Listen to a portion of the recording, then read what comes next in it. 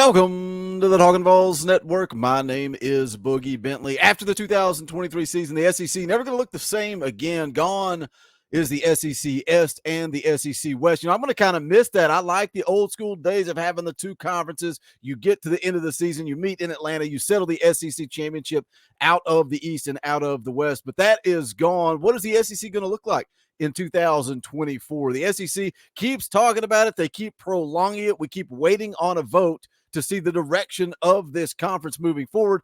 They're going to have meetings in Destin, Florida later this month and make a decision. Really good article over at The Athletic that kind of walks you through what is going on with this vote. What are the options? What's on the table? What could the SEC look like in the future? So we're going to get into it and talk about it. But as always, you guys know what to do. Go ahead and smash that like button just below the video. It's quick. It's free. It's easy. It helps the channel. I would appreciate it. Also, if you are new to the Talkin VAWLS Network, welcome. We're not experts. We're not insiders. We're not media. This channel is for the fans, by the fans. We are building a community of Tennessee fans right here on the Talkin VAWLS Network.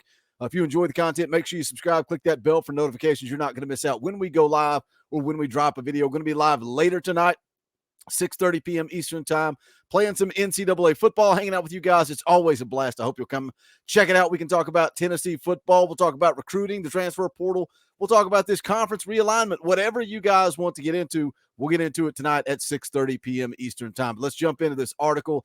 Again, this is over at The Athletic, where things stand with the SEC football scheduling format as decision time nears. At one point we saw a possibility that Tennessee would have three regular reoccurring opponents every single year. The rumors of Vanderbilt, Alabama, South Carolina, some people liked it, some people hated it. We talk about the Floridas and the Georgias and those rivalries. What about Kentucky, where their daddy, we want them on the schedule year in and year out? What do you guys want from this conference realignment? What do you want the schedule to look like? Hit the comment section. Let me know your thoughts, but let's jump into it. Take a look at this article from Seth Emerson. Again, this is over at theathletic.com.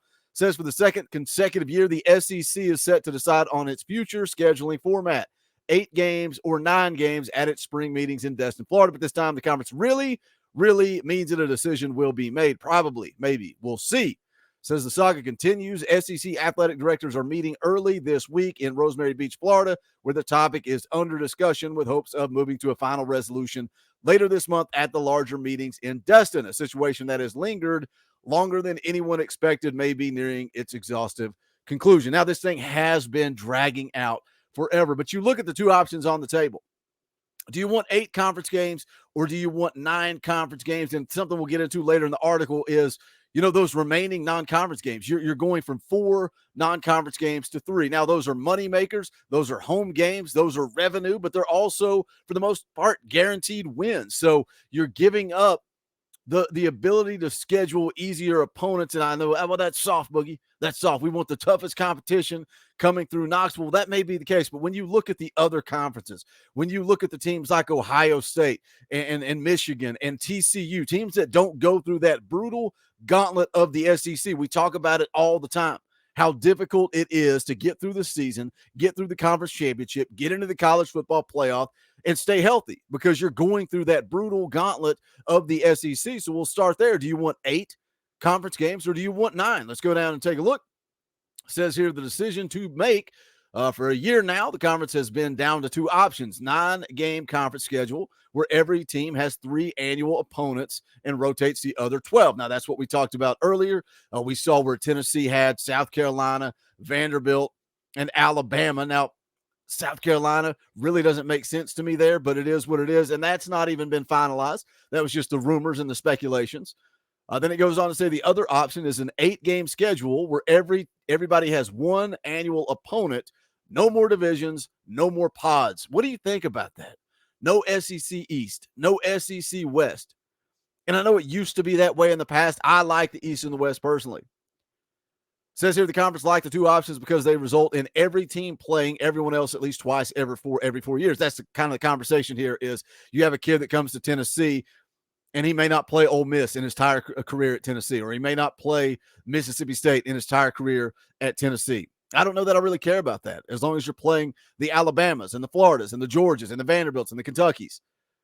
Maybe it's all about what era we grew up under. I would like to hear some of you older guys out there, what your thoughts are on the way the SEC is now, the way it used to be, and where it's going. Says this was the right direction for the SEC was going even before Oklahoma and Texas joined the conference for 2024.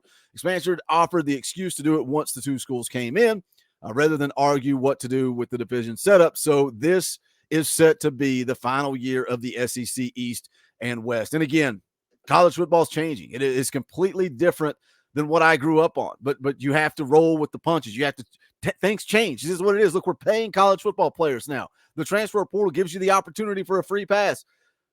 It is what it is. It's the new college football. We can love it or we can leave it. That's our decision to make. It says here the 9-game schedule appeared to have the momentum heading into Destin last year. Just made more sense to expand the schedule when the conference was expanding, particularly with 2 programs. Some SEC schools were already playing a 9-game schedule as preserved more annual rivalries. For example, Oklahoma, Texas would be the only annual game on those 2 schedules in an 8-game setup. But in a 9-game format, you're going to have Texas A&M also in the mix there. It says the Iron Bowl and Cocktail Party also be preserved in an 8-game format, but the secondary rivalries, Alabama, Tennessee, and then also Auburn, Georgia, would only happen twice every 4 years. See, that's what we're losing.